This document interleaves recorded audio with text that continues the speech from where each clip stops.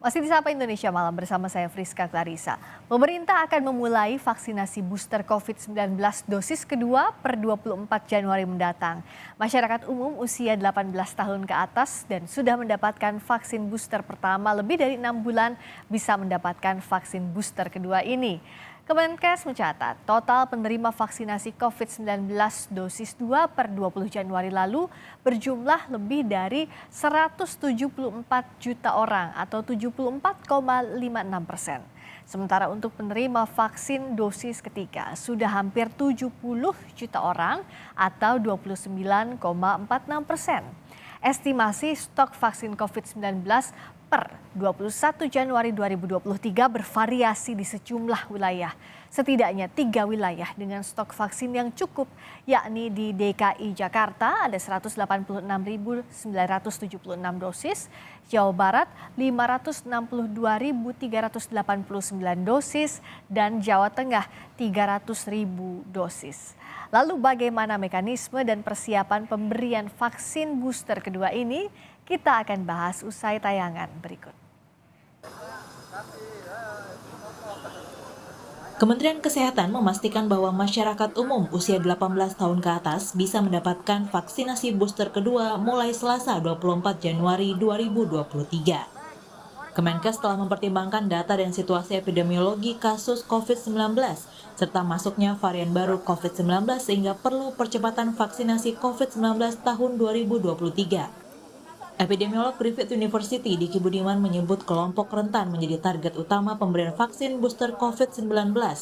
Terlebih lagi jika vaksin booster pertama sudah lebih dari 6 bulan. Hal ini untuk meminimalisir risiko kematian akibat long COVID. Kelompok risiko tinggi termasuk di sini lansia, ya, ibu hamil misalnya, termasuk para pekerja kesehatan dari sisi pekerjaan maupun dalam hal ini juga anak-anak yang belum mendapatkan imunisasi atau vaksinasi. Nah, mereka dalam kelompok berisiko tinggi sehingga booster menjadi sangat penting. Apakah itu booster pertama atau kedua ketika booster pertamanya sudah jauh lebih dari 6 bulan yang lalu. Nah, inilah pentingnya pemberian vaksinasi booster untuk tetap menjaga proteksi ya terhadap kelompok-kelompok rawan ini dari keparahan maupun kematian. Menteri Kesehatan Budi Gunadi Sadikin memastikan bahwa stok vaksin Indonesia masih aman dan cukup untuk pemberian booster. Stok yang masuk dari luar negeri hibah itu di atas 4 juta dosis. Kemudian kemarin atas arahan Bapak Presiden kita juga sudah membeli produksi dalam negeri, baik itu dari Inavac dan Indovac. Jadi satu dari Bio Farma, satu lagi dari Biotis dengan Universitas Erlangga. Itu totalnya antara 5 sampai 10 juta dosis. Dan itu sebenarnya sudah tersedia. Kapasitas penyuntikan kita memang sekarang agak turun nih. Dari 2 juta per hari, sekarang turun ke 100.000, 150.000 per hari. Sebelumnya, Presiden Jokowi menegaskan vaksinasi di lapangan tetap berjalan, terutama vaksinasi booster, meski kebijakan pemberlakuan pembatasan kegiatan masyarakat atau PPKM telah dicabut. Lebih dari 10 bulan,